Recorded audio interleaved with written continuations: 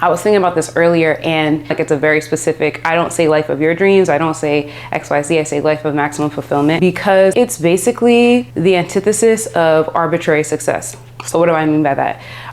Growing up,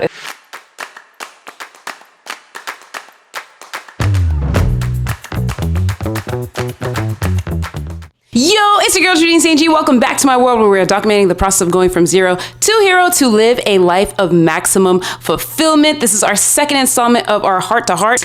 Didn't expect to be in my room on our second date, but here we are. All right, so life of maximum fulfillment, that's what we've been talking about. And I feel like last time it was a bit all over the place. I was kind of just throwing out a lot of concepts that I've been thinking about and have been wanting to share with you, because that's essentially what I'm doing here, documenting the process of, you know, the journey of getting to that life of maximum fulfillment, right? So I wanted to kind of zero in on that a little bit more and sort of situate us in the story, because that's essentially what it is, right? We're documenting the process, it's a story. I want to situate us so we know exactly where we are. Then we can start going back to figure out like where we came from, because all of that informs, you know, all of that informs the process. That's it. So, also don't mind me, I'm very like, all right, quick aside, we're gonna do something called dumping. So, when I used to work at Lululemon, like way back in the day when I first graduated college, and I was trying to figure out how to get into fitness, and yeah. So, and I had like decided on taking this non-traditional path. And so I was like, okay, I'm definitely not going into no 9 to 5, but I need to like figure something out to, you know, sustain myself in the meantime. So I was like, Lululemon seems like a safe place. Anyway, we would have staff meetings, and every time we had staff meetings, we would always do this thing called dumping, which is like just releasing everything that you're feeling or whatever the case might be, good or bad, just to keep you present like for the meeting, right? And honestly, like I think that it helped with like bonding and connection between all of us like that worked in the store. So we're gonna dump real quick, and then we're gonna get into life of maximum fulfillment. Okay, how am I feeling? I'm feeling very, I don't know if unsettled would be the word, but I feel very like subdued. Like the energy is a little bit low, but I think that's because the energy is like being pulled in a lot of different directions. Specifically, I feel like I was telling one of my really good friends, Jasira, I was telling her that I feel like I'm going through like a death of my old self, or older versions of myself are like dying. And it's a good thing. Like normally we look at death and we're like, oh my gosh, it's the worst thing in the world. Like, oh my God, someone's dead, right? But it's like, this is actually good, because it is signifying to me that I actually am getting a lot closer to the things that I want to see for my life, like my desires, like what I really want in life. And a lot of times, you know, the things that we really want, they really require a different version of us. That's just, it is what it is. That's what I've noticed. We'll talk about that more. But yeah, even though it's necessary, and even though that part of it is exciting, there's also the part of like mourning, right? Mourning is like a very natural thing for us to do as humans. And so I didn't realize it until I was like, why do I feel so like heavy? You know what I mean? And I was like, yeah, like something's like dying. And I was like, oh, it's like the old versions of me, right? Because I'm questioning a lot of things that I had previously been doing, and like not too long ago, like maybe last week, maybe 2 months ago, you know what I'm saying? I find myself like questioning a lot of things and trying to decide like how I want to approach them, as opposed to automatically doing them the way that I would have done them in the past, whether it's like how I relate to people, literally what I do every day to day. My fitness routine has like been very up and down, because I think I'm trying to find the best one for me. So anyway, that's where I'm at. So if my energy is a little bit subdued, that's what's going on. There's something going on in here. But I wanted to show up because I didn't show up yesterday. But the only reason I wasn't here yesterday is because my parents, they live in Boston, and they surprised me. So I wasn't expecting it. And so I was like, ah, there was no time for this. Anyway, back to life of maximum fulfillment. So life of maximum fulfillment, I was thinking about this earlier, and it's really, you know, like I think I made a deliberate choice to say that I make a distinction. Like it's a very specific, I don't say life of your dreams, I don't say XYZ, I say life of maximum fulfillment. because I think it's basically the antithesis of arbitrary success. So what do I mean by that? Growing up, especially as like a child of immigrants, my parents are from Haiti, and being black and all, you know, all the things, or melanated, I should say. A lot of us come from very humble beginnings, right? And so a lot of our lives are chartered around, okay, I'm gonna go to school, I'm gonna get good grades, I'm gonna work really hard, I'm gonna get into a really good college, and then most likely go to grad school and get this really high paying job that's going to make sure that I'm secure, that I can help out my family, you know what I'm saying, my parents, whatever, make sure we all secure, and I'm gonna live in this house with white picket fence, and I'm gonna be married and have kids and have a dog, and you know what I'm saying, like all those things. And I think a lot of times society measures an adult as being successful when they achieve those things, right? So like, okay, yeah, if I had this degree and I did this job or did some amazing thing in the eyes of the world, and I had a family and a stable home life, then I would be successful, right? If I have all the money in the world to be financially secure, yeah, then I'm successful. But I think what I've noticed, which is what I was talking about before, is that a lot of people, especially in our generation, have achieved those things and still kind of felt like, okay, you know what I mean? like, all right, what else? Cause I don't even feel good. Like, you know what I mean? And so they achieved this success, but the fulfillment wasn't there. And so it forces you to question, like, were they really successful, right? In the eyes of the world or in the ways of the world, maybe, but to themselves, right? Not really. And I think success is something that you should feel, like you should feel successful. And I think the only way you can really feel that is if you're fulfilled. So that's what I mean when I say life of maximum fulfillment. So I'll give you an example. Cool. So previously, and I'm still sort of transitioning out of that, I was a 100% a fitness pro, personal training, teaching fitness classes at this dope boutique fitness studio. And I ended up doing a lot of really cool things. So by, you know, regular societal standards, most people would see me and be like, oh my God, you're killing it in fitness. Like, you've been in Women's Health magazine, like you've modeled for this brand, you've done this, you know, like a lot of the things that, yeah, would kind of be on your bucket list as a fitness professional. And I just was like, yeah, there's still a lot that's missing. One, I felt like I was kind of like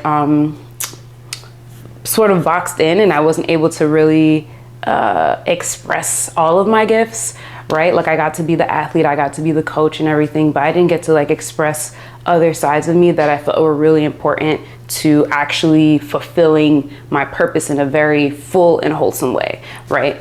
And then there was also the money. Like, fitness just didn't pay. And I mean, don't get me wrong, it can pay. So if you are an aspiring fitness professional, please go for it, because that could definitely be your purpose and could lead to your life of maximum fulfillment. And you can absolutely like make money doing it, but I don't know. I found that I'd either have to work all the time, which does not resonate with my life of maximum fulfillment, or I'd have to like build a whole company, like a high ticket business, that my heart just wasn't in, right? Like, because what ends up happening when you start building a high ticket, kind of sweaty. What happens when you start building a high ticket business is that you don't even end up doing like as much of the fitness work as you think that you would be doing, or like the coaching. You end up just being like a business builder. Like you're just like building a business and marketing, and all of which are things that are interesting to me, but not like how I wanted to spend my life. You know what I'm saying? So anyway, yeah. So the difference, I think the biggest difference with the life of maximum fulfillment is that, one, it guarantees fulfillment when you do finally achieve XYZ, right? But it also is solely dependent on you. What do you want? What do you want to feel? Like, what do you want to see around you? Like, what do you want your environment to look like? What do you want to be doing with your days? Yeah, I could go on and on, but I think you get the picture. The whole point is that it comes from you, like the things that you really want, which is where the whole desires thing come in, right? So obviously I'm going to use myself as an example because we're documenting the process and we're going to situate where I'm at in it right now. Cool. So for me, a life of maximum fulfillment is really just three things. It's being fully in my purpose, like doing my purpose's work, right? Walking the path that God, wants me to be walking, doing the thing that God put me here to do. I hope I didn't, dang, sorry. I'm like sitting on the microphone, so hopefully they can hear. Hopefully you can hear. Okay, so for me, being fully in my purpose, also being with like my person, the love of my life, my soulmate, my, the person that was like, that just is for me. That's, I don't even know how else I can describe it, but wow, I feel very today, but we dumped, so you know why I'm kind of a little bit, it was not even frazzled. I feel like I'm just kind of like a loopy is more the word. Anyway, yeah, and cause I just remember from like a young age always imagining just like being with this person, and we just like both understood each other really well, because I think growing up and just in general, I've always kind of had this feeling of being very misunderstood, very outsider, but I was like, yeah, this person, like, they will help cultivate a feeling of belonging, just because there's just this like mutual base understanding that goes both ways. Like I would understand, they would understand me. We'd be best friends, all of that, right? Like I always remember envisioning, like literally visualizing it. It's like, you know how a lot of kids had like imaginary friends? I didn't really have an imaginary friend, but I did in my mind imagine my person. Why? I have no idea. Actually, I probably do have some ideas, but that's a story for another day. So anyway, where were we? Okay, life of maximum fulfillment. Point 1, being in your purpose. Point 2, being with your person, for me. And then point 3 is, how would I phrase this? Okay, in simple terms, is being rich as hell, just having all the money in the world. Like, yeah. But if I were to really like get specific about it, I would say just having so much money that I like never think about or worry about running out or not having enough, or, you know, like I want to be able to just move through the world and not think about the price of anything. It's like, okay, I want to do this, regardless of whether it's $7 or $7,000, I can just do it. You know what I'm saying? Like, we're not going to be doing calculations. We're not going to be checking our bank statement. We're not going to be worried like, oh, well, if I do this, that means I can't do this later. Do you know what I'm saying? That's how I would define how I want my financial situation and my financial means to look like. Okay, so let's recap. Life of maximum fulfillment for Judine is being in her purpose, being with her person, having so much money that she's just completely free in the world and can move as she pleases without money ever being a barrier or a block. Because ultimately something that's really, this is an aside, but ultimately the thing that's really important to me, you can kind of tell based on what I've like, sort of the way that I've defined what my life of maximum fulfillment looks like. I really value experience, because I feel like we're here for a very specific experience that we could change, that we could decide to like alter at any point, but it's the human experience, right? And I think that like the human experience offers a lot of different opportunities to feel different things, right? So the feelings that I think I want to experience are safety, right? Like that's like the financial piece. Safety, understanding, love. And granted, it's not that you can't experience these things on your own, but all the extra, like all these desires simply enhance those feelings, right? So your ability to cultivate those feelings within you can only be enhanced by other things, people, experiences, right? Okay, so now that you know what's important to me, I'd love for you to comment what is important to you. Like, how would you define your life of maximum fulfillment? And if you don't know, it's okay, but this is like one of those times where you could take, where something you could take from this video saying like, you know what, let me sit down and really think about it, because I'm really thinking about it, right? Or I've never really taken the time for it, because again, like just the way that society has sort of created these benchmarks that define success for us, I think society doesn't necessarily encourage people to really take the time to think about what they want, right? Like so that the success comes from them. So, or the feelings of success actually come from them. Yeah. Okay. So where am I at right now on the journey to this life of maximum fulfillment? Well, I'm actually doing exactly what I'm supposed to be doing, which is talking to you about things like this so that we can live our best lives, and ultimately so that you can fulfill your purpose. That's really what I'm here for. But yeah, I'm doing it by just spending this time together and sort of talking through my own process and like thinking through it with you and having that be kind of on display, whereas it's something that I think usually happens in private, which is fine. It's totally okay for it to happen in private, but I just know for me, like mine is supposed to kind of be, I'm supposed to be sharing it with you. So check. I've started my YouTube. My YouTube to me is like, that's like the main vehicle for my purpose. So we doing it, baby. All right. So in terms of my person, do I feel like I found them? Yes. Yeah. But I think, you know, something that I never really, I guess I never considered. Remember I was saying that like when I was a kid, when I was younger, I used to always think about my person. I used to always envision them like low key. I feel like I would like communicate with them. Like I remember having conversations like with my person.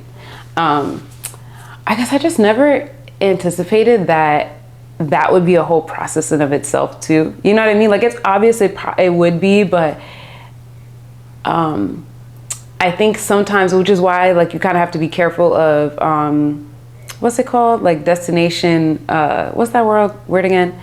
Like getting caught up in the destination part of the life of maximum fulfillment, right? Because a lot of it is like, okay, I achieved this, I achieved this, I achieved this. But realizing that like, even if you're doing it, your life of maximum fulfillment is something that's like active. It's like a continuous process. The most important thing though is to make sure that you're actually, if you've actually landed in however you're defining it, right? So for me, I'm doing YouTube, but like, I'm not at 1 million subscribers yet. You know what I'm saying? Like I'm not, like there's a lot of other things that I want. Even in terms of the content, like I'm starting to slowly build out my content pillars, my content pieces, but it's not like what the full vision is yet, right? So I think that's the other thing that's cool about a life of maximum fulfillment is you can start living it even without it being at like its max fullest form. You know what I'm saying? So it's not my final form. But anyway, yeah, I think with the like finding your person thing, I guess I thought it would be a little bit more like we found each other and like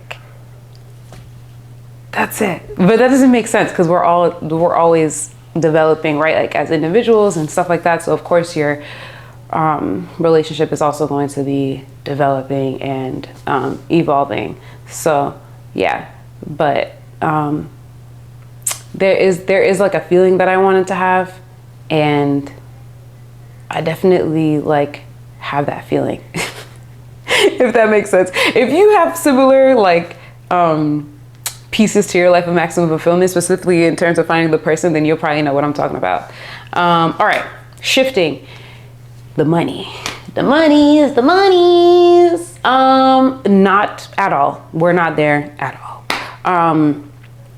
And I don't want to seem like I'm being ungrateful. It's not to say that I'm not provided for. Like, I think that I've been very blessed, I guess is the word, because God always like really makes sure that I'm good, even down to where I live, which that's a whole other story in of itself, which we'll talk about one day.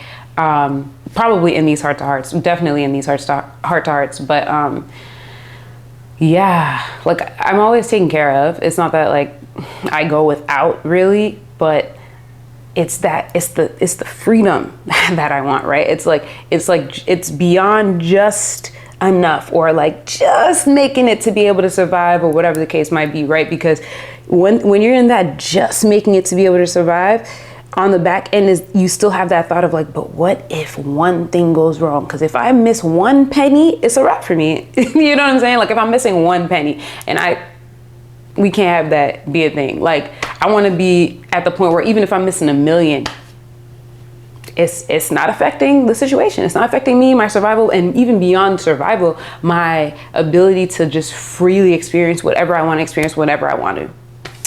So that's what we're working on. And I think that's going to be like a big piece of sort of what I want to document, to show you kind of like, okay, here's where we're starting. Here's what we got, whatever. Also, let me know if this will be interesting to you, because if not, then we don't have to go into that. Because I definitely, like I said, this is like a group effort and a collaborative thing. And I'm going off of what I would think that I know I would want to see. But I'm also interested in like the things that you feel like you don't necessarily get to see in social media and on YouTube, whatever the case might be, because technically YouTube isn't really social media, it's a search engine. But anyway, topic for another day. So where does that leave us? Well, you may or may not have seen, but I have a whole bunch of videos that talk about the time that my bank account hit zero or whatever. That was like last summer. It was actually a series that I just ended up filming for TikTok. And it was super organic the way that it happened, which is exactly how I wanted it to be. So you could really see like the process. And it's funny because it was the first time that I ever really like took that leap, that chance to say, okay, let me do this thing that I've really been thinking about forever and that God told me to do, and that like whatever, that I've been kind of nervous to really fully just like put myself out there in that way. And it was crazy because that grew my TikTok. So why am I telling you this? I'm telling you this because I'm going to continue to do my best to like really just put myself out there. And it's probably going to take a while before our heart to hearts are exactly what I envision them to be, and what you'll probably be able to take a lot away from. But even that, I want to show you the process of that, of these like getting better and us getting closer through them, with the point of being like getting closer so that, you know, we feel supported in the pursuit of our purpose. I'm sorry, but I'm losing feeling in my foot. So if my eyes look weird, my foot is like losing feeling. Okay, calm down. There we go. I'm also telling you because there could be something in your head that you're like, but I don't know, I've never really seen anyone do it. Like, I don't know if this really gonna hit because it's not a trending blah, blah, blah, blah, blah, blah, blah. Or maybe you're not in social media. Maybe it's something else that you're working on, something that you want to build a foundation or whatever the case might be, and you've never seen it before. So you're like, oh my God, what's the need for it? Here's the thing that I can tell you from experience. If God put it on your heart, there's probably a need for it. Let me check to make sure that this microphone is on, because if not, I will have a heart attack. Great. Okay, we're good.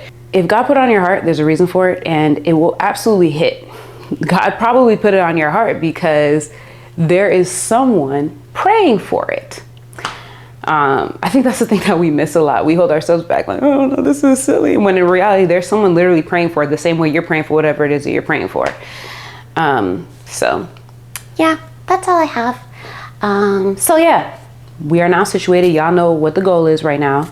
We're trying to get to pillar number 3 of the life of maximum fulfillment. Like I said, I'd love to just hear about your life of maximum fulfillment. Like, how do you define it? You may not even look at life like that, but if you were to like take the sort of the way that you do look at life and like put it in that lens, what would it look like? I'm just curious. And that's it. If this resonated, if you feeling it, if you here for following along in the process, joining in the process, really, because we're gonna be doing this together, subscribe, like, share, comment.